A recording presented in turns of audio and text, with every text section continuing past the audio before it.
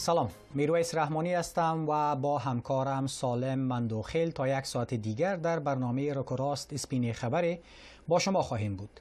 بله درنو لیدونکو او اوریدونکو، نن په خبرونه کې په افغانستان کې د سیاسي تحولات او بدلونونو په اغیزو باندې خبرې کوو چې په ورزش او ورزشکارانو یې لرلې دي او دا څیړو چې په افغانستان کې ورزشکاران له دې عمله څومره اغیزمن شوي دي.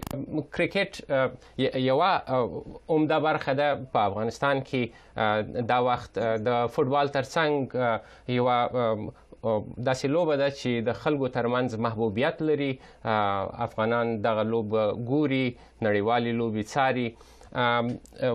د مشتاق رحیم صاحب تاسو ته ښه راغلاست وایو، خپرونې ته په خیر راغلاست. تاسو نه راپیل کو د نن د لوبې جزئیات به درڅخه نه پوښتو. تاسو د مخکې مقدمه واورېدله چې په مجموع کې په افغانستان کې په ورزش او ورزشکارانو باندې دغه سیاسي بدلونونو اغیز کړی دی. دغه اغیز په کرکټرانو باندې د افغانستان د کرکټ په لوبغاړو باندې تاسو څومره وینئ، څنګه یې ارزوئ؟ لومړی خو سلامونه ونیږي هیلې تاسو ټولو لیدونکو اوریدونکو ته. تر کومه ځایه پورې چې د اغیز بحث مطرح دی، زه فکر کوم چې کله په لومړي سر کې د اګست 2020 کال کې سیاسي بدلون راغی، هغې ژور اغیز درلود، ولې چې یوازې یوه میاشت وروسته د افغانستان ملي ټیم په اماراتو کې د کرکټ د شلوریزو لوبو نړیوال جام کې ګډون درلود او هلته موږ ولیدل چې لوبغاړي ډېر تر فشار او ذهني فشار سره مخامخ وو او هلته دا حالت درلود. لیکن د هغې نه تر اوسه پورې ورو ورو د وضعیت نورمال کېدو خواته تللی دی او کرکټران توانېدلي دي چې په خپله لوبه باندې تمرکز وکړي. او د هغې یو اساسي لامل دا و چې زه فکر کوم چې اوسنۍ د طالبانو ادارې که څه هم وخت ناوخت لوبغاړو سره په شخصي مجلسونو کې ناستې ولاړې کړي دي، خو په ټوله کې د کرکټ په اداره کې دومره مداخله نه ده شوې. یا مداخله نه ده شوې، یوازې دا چې مشرتابه ټاکل شوی دی. هغه کم معیارونه چې د نړیوال د کرکټ کونسل یا د آی سی سی دي، د هغوی د معیارونو سره سم کرکټ بورډ مخ ته تللی دی، یعنې سیاسي مداخله پکې نه ده شوې. او له دې لامله زه فکر کوم چې کرکټران په ښه ذهنیت سره خپلو لوبو ته دوام ورکوي او د ذهني له اړخ نه د سیاسي وضعیت دومره ډېر اغیز ورباندې نه دی کړی.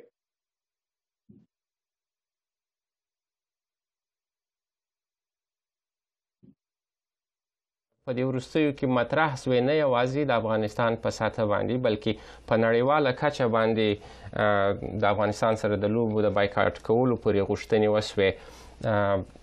د آی سی سی دپاره څومره اسانه وه دغه پرېکړه یا مشکله وه چې د افغانستان سره د لوبو د کولو تصمیم ونیسي، او یا د دغه هیوادونو دپاره مخصوصا په د چمپیونز ټرافي کې چې ګډون لري، فکر کوئ چې په نړیواله کچه باندې د افغانستان سره د لوبو د کولو د تصمیم نیول اسانه وو که د آی سی سی کار سخت شوی دی؟ که په ټوله کې وګورو، آی سی سی تل لپاره افغانستان سره د تعامل له لارې مخ ته تللی دی. کله چې په 2000 کال غلط نه کوم 13 کال غالبا چې کله دوی هغه د فول ممبر سټیټس یا هغه د ټیسټ لوبو د کولو هغه کم ارزښت چې افغانستان لوبډلې ته آی سی سی قایل شو چې هغه د یو تعداد معیارونو له مخې کېږي، په هغې کې یو اساسي معیار دا دی چې یو ملت چې ټیسټ نیشن کېږي، ټیسټ ملت کېږي، هغوی باید ښځینه کرکټرانو لوبډله هم باید ولري چې افغانستان په هغه وخت کې نه درلودله. او خو بیا هم هغوی د افغانستان ځانګړي حالاتو ته په کتو د افغانستان سره یو نوع تعامل او یو مرسته وکړله چې بغیر د ښځینه کرکټ ټیم هم ورته ټیسټ سټیټس ورکړي. د هغې نه وروسته که موږ تاسو وګورو د 2021 نه وروسته څو وارې دا بحث مطرح شوی دی. البته دا د آی سی سی لخوا نه یا د رسمي کرکټ بورډونو لخوا نه دا نه ده مطرح شوې دا خبره، بلکې د سیاستوالو لخوا نه مطرح شوې ده چې په آخري کې د انګلستان د پارلمان بعضې غړو دا نظر درلود چې د انګلستان ملي ټیم دی د افغانستان ټیم سره نړیوالې لوبې نه کوي. دې کیسو او دغه دوامداره شبه وروسته د سویلي افریقا د سپورټ وزیر هم دا خبره راپورته کړله. یو اندازه آی سی سی تر فشار لاندې نیولی دی او کاملا دوی فشار لاندې دي.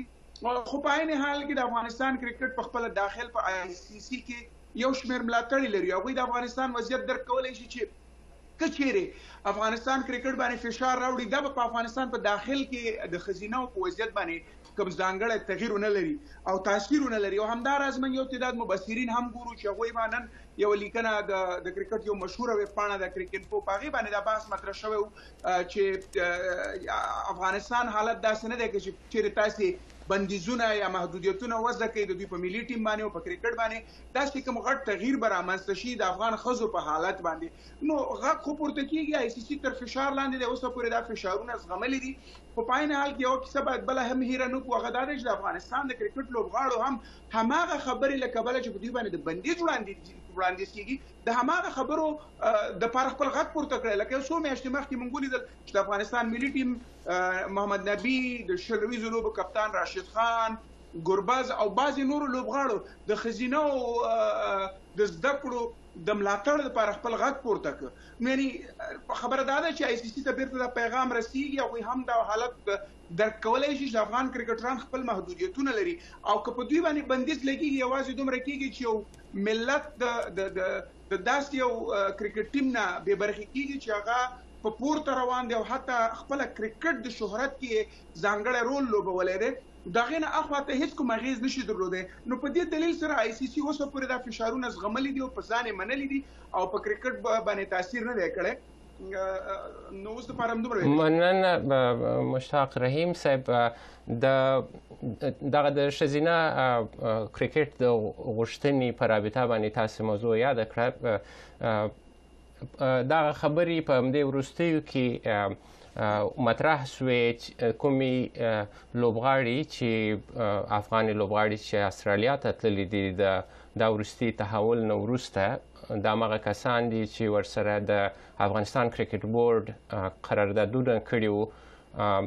دوی یوه لوبه هم وکړه. اوس خبره داسې کېږي چې ممکن دغه لوبغاړي او دغه ټیم د افغانستان د نماینده ټیم په توګه وپېژندل سي او لوبې وکړي. څومره د دې امکان ستا فکر کوئ دا امکان لري چې یو د ښځو یو د کرکټ یو ټیم چې د افغانستان څخه بهر وي او وکولی سي د افغانستان په نمایندګۍ باندې په نړیواله کچه لوبې وکړي؟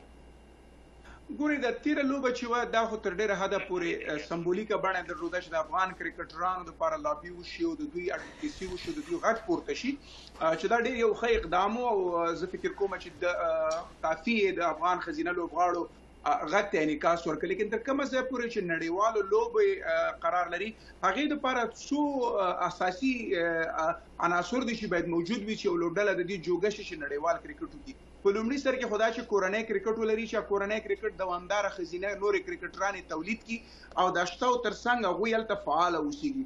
دا اوسنۍ شته ښځینه کرکټرانې دوی باید دوامداره په کورني کرکټ کې ولوبېږي چې نړیوال کرکټ ته چمتو اوسېږي. دویمه خبره دا ده چې د نړیوال کرکټ کې لوبو کولو لپاره ICC خپل معیارونه لري. د بیلګې په ډول که تاسو غواړئ چې د ون ډے سټیټس ترلاسه کوئ، تاسو باید په خپل سیمه ییزو ټورنمنټونو کې د وړو ټیمونو سره لوبې وکړي، ولته د ځان نه وړتیا وښایي، تشکر تاسو د غټو لوبډلو سره لوبه کولی شي. نو اوسه پورې داسې پخوا موږ کومه بیلګه نه ده درلودلې او هغه کوم اساسي عناصر چې دې کار دپاره اړین دي هغه هم نشته دی. تشکر. خبرو ته په کتو زه ډېر باوري نه یم چې دا کیسه دې مخته لاړه. ډېره مننه. تشکر.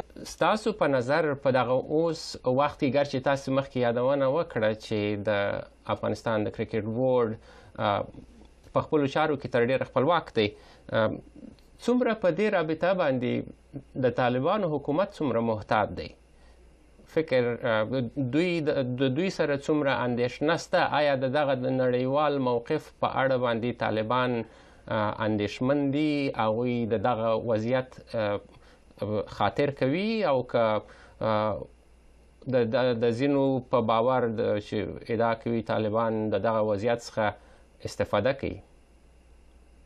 ګورئ، دلته دوه خبرې دي. یو خو دا دی چې د طالبانو په منځ کې هم د کرکټ په اړه باندې دوه نظره دي.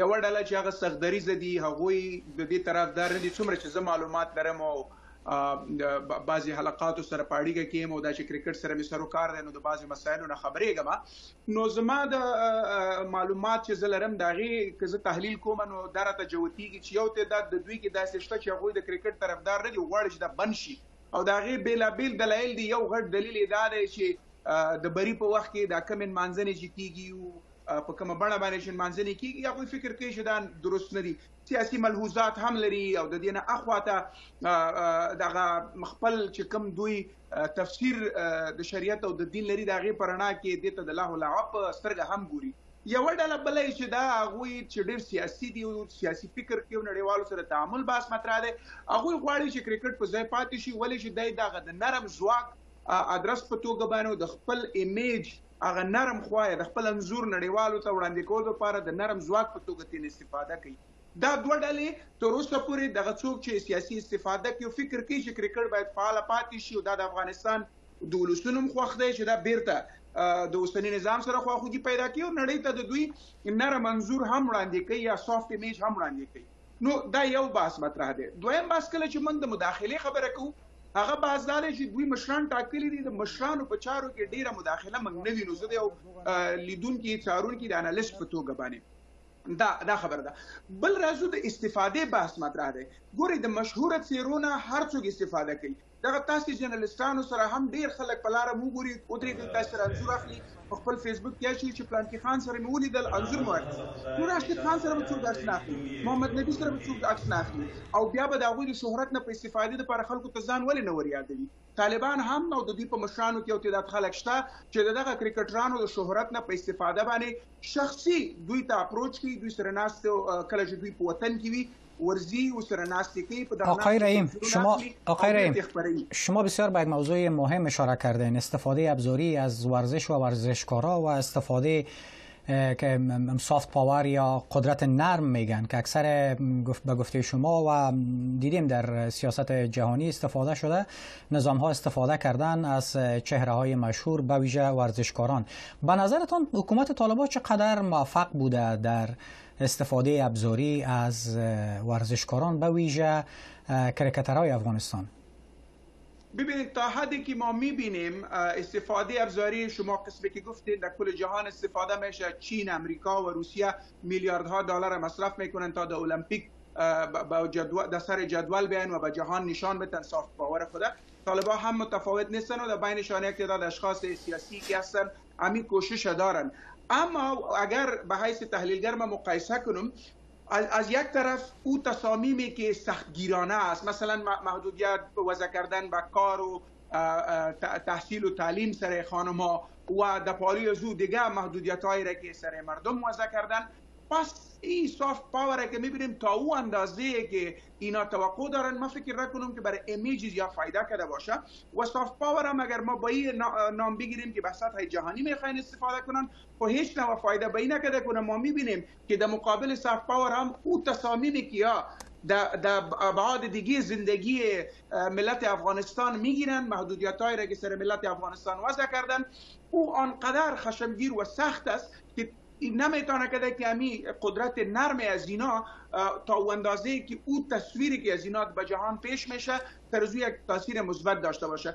داخل افغانستان ملت فکر کنم تا بسیار حد به خوش است که کرکت است و چون که افغانستان به سطح بین المللی است و میدرخشه از او لذت میبره بیرون افغانستان کسایی که هستن اونا و داخل افغانستان هم طبعا به این خوش هستند که هنوز هم بیرق ملی سه‌رنگ افغانستان به سطح جهانی استاد است سرود ملی افغانستان در میدانهای جهانی موجود است و آهنگسرایی میشه و از این یک لطف میبرند که حداقل نشانه های ملی افغانستان به سطح جهانی و نشان افغان ها موجود است و دیده میشه. آقای رحیم یک انتقاده که حتما شما هم از او خبر دارین بر بازیکن‌های تیم ملی کرکت است به ویژه بازیکن‌هایی که چهره بین المللی دارند در سطح جهان خصوصا در بین هوادارهای کرکت شناخته شده هستند مثل راشد خان اختلاط و هم مجلسیشان با حکومت طالبان برخی منتقدین میگن که این اختلاط و هم مجلسی، مثلا حتما به یاد دارین سال گذشته نشر تصاویر راشد خان در مجالس شیرخانی، صحبتش با وزیر خارجه طالبان واکنش برانگیز شد. تا چی اندازه این اختلاط ها میتونه روی کرد و سیاست های طالبان را عادی سازی یا عادی نمایی کنه؟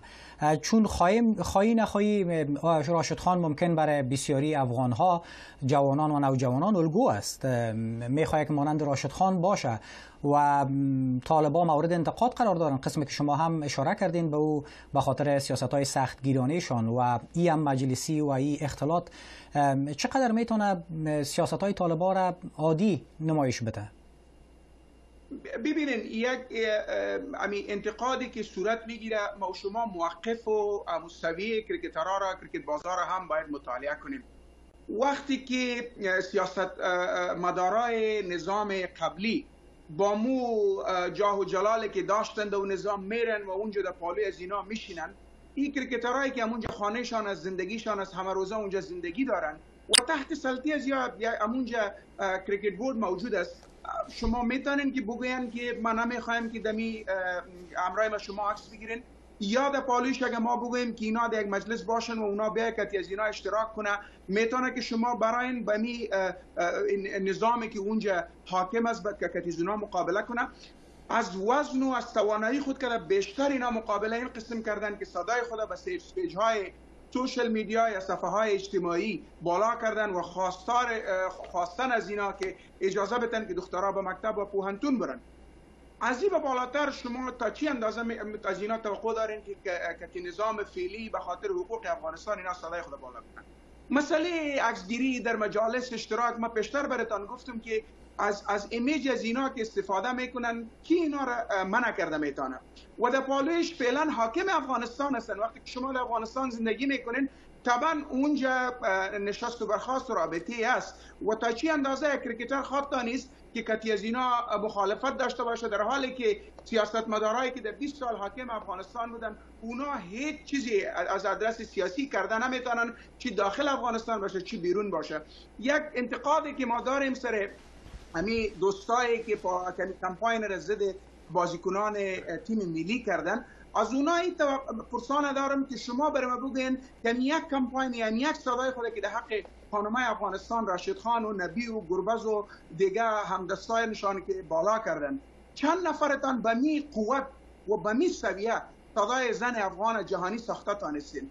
آمدیم دیگه که هر کس محدودیت های خود داره. کاش اینا هم مثل دیگه واری میتونستن در ممالک خارجی برن اونجا زندگی کنن، باز از اونجا از دور غالمغاله کنن، از بین از داخل افغانستان اینا صدای خود بالا میکنه. فکر نمیکنم تشکر آقای بالاتر توقع داشتن یک نوع ظلم خواهد بود در حق بازیکنان کرکت. تشکر. ډیره مننه. همدغه پوښتنه مشتاق رحیم صاحب ستاسې څخه کوم، وروستي بدلونونه د افغانستان کې په ډیرو برخو باندې تاثیر اچولی دی، په ځینو برخو کې پراختیایي او انکشافي کارونه په ټپه درېدلي دي که کم سوي نه دي او یا کم سوي دي. په کرکټ کې دا خو د کرکټ د نړیوالې شورا یوه غوښتنه هم ده که چیرې غړیتوب یو هیواد غواړي نو باید د کرکټ د پراختیا لپاره هغه هیواد کار وکړي. د کرکټ په برخه کې په افغانستان کې دغه وخت څومره د پراختیایي کار کیږي د نویو لوبغاړو د هڅونې او تشویق لپاره، او که دغه اوسنی وضعیت په افغانستان کې د دغه کار د دغه پراختیا لپاره په لوبه کې تاسو ورته برابر بولئ؟ ګوري، اول خو باید موږ پوه شو چې د افغانستان د کرکټ د چلولو لپاره او په ځانګړې توګه پراختیایي چارو د کولو لپاره بودیجه له کوم ځایه کیږي. د افغانستان کرکټ ته د تیرو 15 کالو په اوږدو کې تاسې تحقیق وکړئ او وڅېړئ او به وینئ چې د افغانستان کرکټ ته بهرنۍ مرستې نه دي راغلي. همیشه افغانستان کرکټ خپل مصارف پوره کولو لپاره خپل هڅه کړې ده. دلته لسګونه ویډیوګانې کیسې په سوشل میډیا باندې شته چې افغان کرکټرانو حتی په سفر کې د خوراک لپاره څه نه درلودل، په چپسو باندې به گزاره کوله. هغه افغانستان لومړی ملي لوبډلې چې لومړی نړیواله لوبه وکړه، دوی غیر معیاري جامو بوټانو کې هغه لوبه کړې وه. اوس راځم د پراختیایي چارو لپاره بودیجه د کوم ځای نه راځي. آی سی سی چې کوم د نړیوال ټورنمنټونه کوي نو د هغې نه چې کوم عاید لاسته راځي یو مقدار خپل مدیریتي چارو د مصرف لپاره ساتي، د اداري چارو لپاره، او یو مقدار چې د په فول ممبرشپ درلودونکو ټیمونو باندې دی شي. نو افغانستان یو مقدار بودیجه هلته نه ترلاسه کوي. دویمه دا ده چې کله نړیوال لوبو ته ځي، خصوصا نړیوالو جامونو ته لکه اوس یا اتلانو جام یا چمپیونز ټرافي کې لوبېږي، دلته د شمولیت او د لوبو حق الزحمه ورته راځي، هغه پیسو نه هم ګټه کوي. سپانسرشپ ورته راځي چې بېلابېلې ادارې راځي او دوی ته سپانسرشپ یا مرسته ورسره کوي، د هغې نه پیسې راځي. د افغانستان کرکټ بورډ په تیرو 3 کالو کې چې موږ وینو هغه پراختیایي چارې روانې ساتلې دي. مثلا د ننګرهار د کرکټ میدان یا د لوبغالي د رغونې چارې چې په تیر جمهوریت کې شروع شوې لا هم روانې دي. کورنۍ کرکټ چې ډیر اړین دی د ملي لوبډلې ته د لوبغاړو د چمتو کولو لپاره، په هماغه ترتیب چې په جمهوریت کې جوړ شوی او په هماغه ترتیب سره مخته روان دی چې په هغې کې د اوږدمهال کرکټ، شلوریزو لوبو کرکټ چې شپږیزې په نوم باندې یادېږي، د غازي امان الله خان د اوږدمهال کرکټ یا مثلا د ورځنیو لوبو کرکټ کور دننه هماغه ترتیب باندې چې روان دی. د دې ترڅنګ نېشنل کرکټ اکیډمي یا د کرکټ ملي اکاډمي په کابل کې کرکټ بورډ چې په خوا د جمهوریت په وخت کې بنسټ خودل شوی تجهیز کړل او لای پیاوړی کړل، نو هغه پیسې چې د کرکټرانو د خپل زیار او زحمت د کبله افغانستان کرکټ بورډ ګټي، د هغې په مټ باندې پراختیایي چارې هماغسې روانې دي. نه حکومت سره مرسته کړې ده په خوا کې، نه اوس کوي، شاید محدودې مرستې شوي وي او ډیر کم څه موجود وي چې ورسره مرسته کیږي، لیکن تر ډیره حده پورې پراختیایي چارې روانې دي. اما د کرکټرانو د خپل زیار او د خپل کارکړنو له کبله دوی ته د بودیجه را روانه ده. ډیره مننه رحیم صاحب. دا خو سوا دا خبره چې کرکټ بورډ خپلواک دی، خپل ضرورتونه په خپله پوره کوي، خو توقع د دې لوبې څخه یوازې دا نه ده چې د ټیم د لوبډلې ضرورتونه په خپله پوره سي. که هند ته وګورو، د نړۍ نور هیوادونه دي، هغوی د خپل د عاید یوه برخه یې بولي د کرکټ لوبه، مخصوصا په هند کې. په پاکستان کې دغه اوس لوبې روانې دي، د پاکستان د ځایي اقتصاد سره طبعا مرسته کوي، اقتصاد ورسره غوړېږي، هلته خلک ورځي د لوبو لیدلو دپاره. نو فکر کوئ چې دغه بدلون چې په افغانستان کې راغلی دی، دغه وروستي څه باندې 3 کلونه د افغانستان د کرکټ دپاره د یو چانس د لاسه ورکولو؟ لومړی خو باید یو مغالطه که زما د خبرو له وجې رامنځته شوي هغه باید اصلاح کړم. هغه دا دی چې کرکټ بورډ داسې، زه نه وایم چې 100% د سیاسي مداخلې نه خلاص دی. ګوره د کرکټ بورډ چیرمن یا عمومي رئیس چې دی دا د اوسنۍ ادارې د رئیس الوزرا په امضا باندې ټاکل کیږي او باید وټاکل شي. زما د خبرو نه مخکې مراد دا و چې یعنې دغه مشرانو د ټاکلو نه وروسته ډېره مداخله موجوده نه ده. نو که پر دې تر شا بعضې مداخلې موجودې وي، سړی ترې ډېر انکار هم نشي کولی چې دغه وضاحت موجود وي. 100% پورې هیڅ کرکټ بورډ هغسې آزاد نه دی لکه څنګه چې د آی سی سی په کاغذونو کې باندې ټینګار ورباندې شوی دی. دا یوه خبره ده.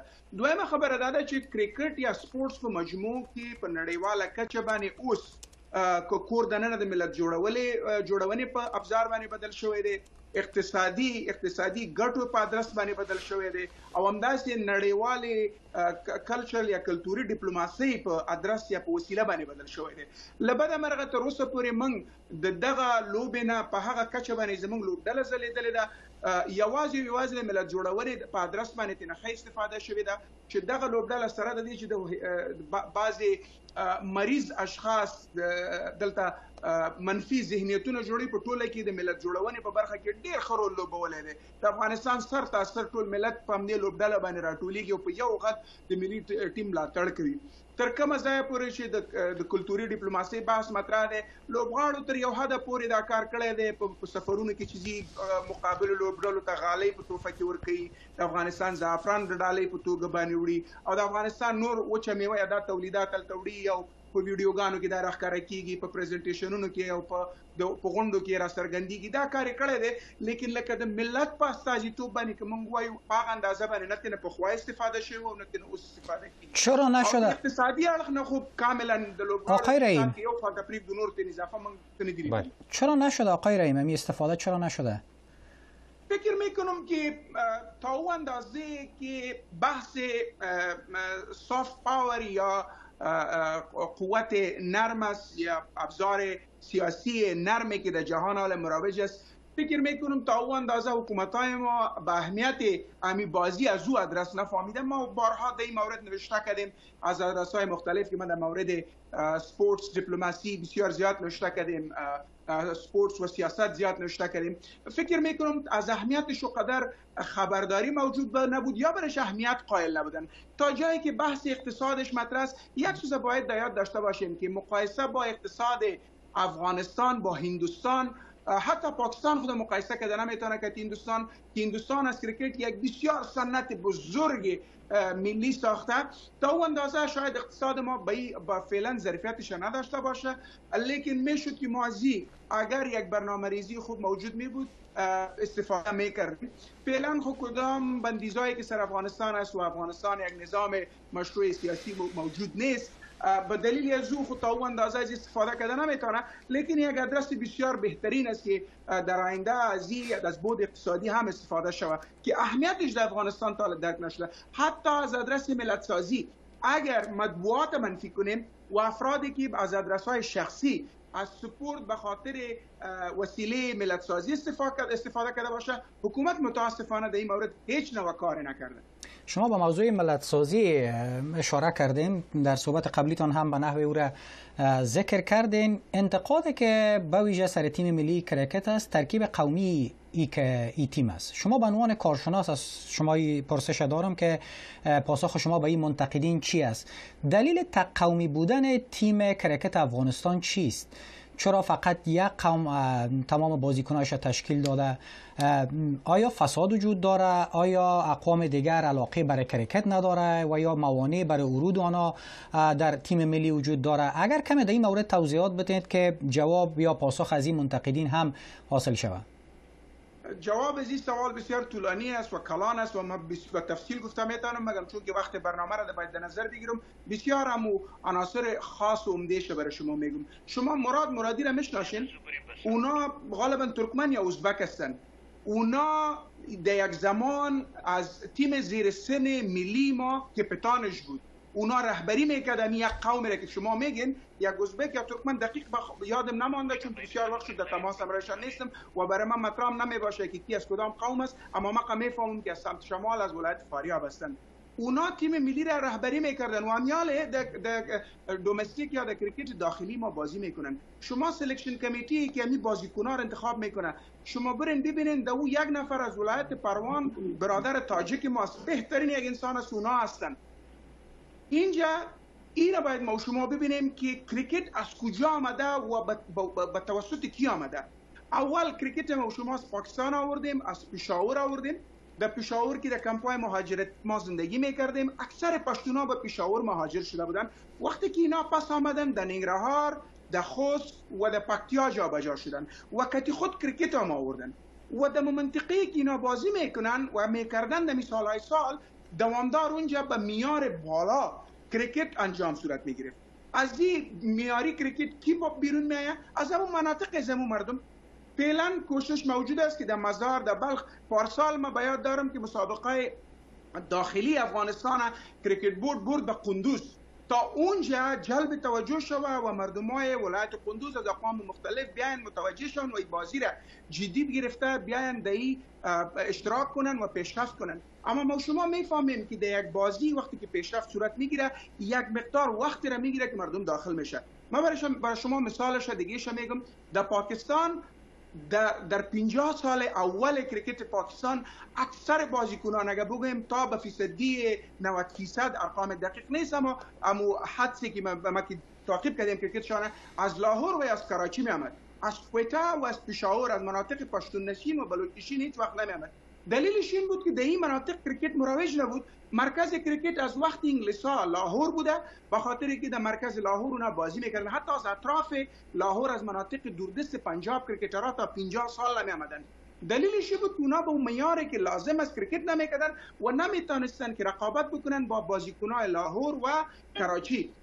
بعد از 50 سال حال تقریبا 10 یا 15 سال میشه که امی سلسله به شهر پشاور انتقال یافته و پشتونا زیاد شده تیم ملی، اما بلوچ‌ها هم موجود نیستن. حالا کس گفته میتونه که اونجا روی بلوچ‌ها را کس گرفته. پشتون نمیاله 6 یا 7 نفر بازیکن تیم پاکستان پشتون است. من اول 50 سال ما 2 نفر نداشتیم.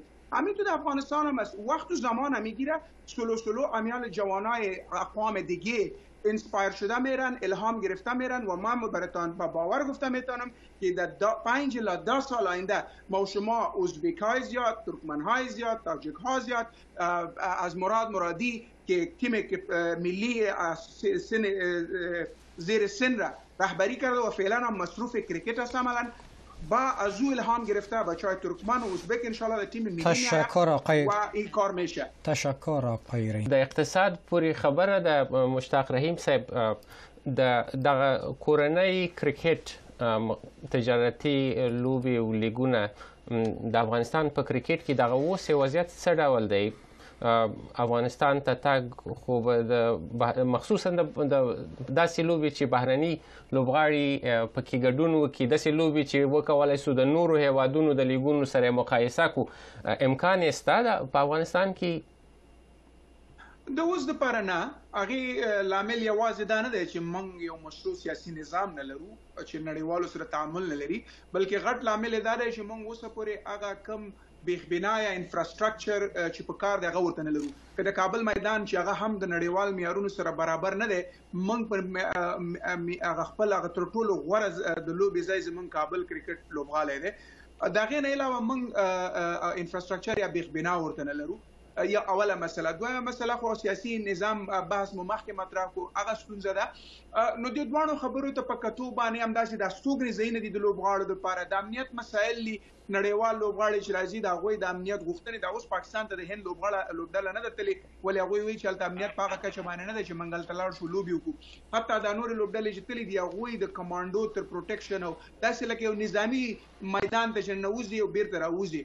نو امنیتي وضع داسې ده چې شاید نړیوال لوبغاړي زړه ښه نه کړي. لیکن د افغانستان کرکټ بورډ لږه موده مخکې اعلان وکړ چې موږ د افغانستان غوره لیګ چې پخوا یې وارې پیل شو، یو کال ترسره شو، بیا وروسته د هغې نه ترسره نه شو، چې بېلابېل دلایل یې و چې وی او ای هم په یو راپور خپور کړی و په خپله ویبپاڼه باندې په هغه وخت کې.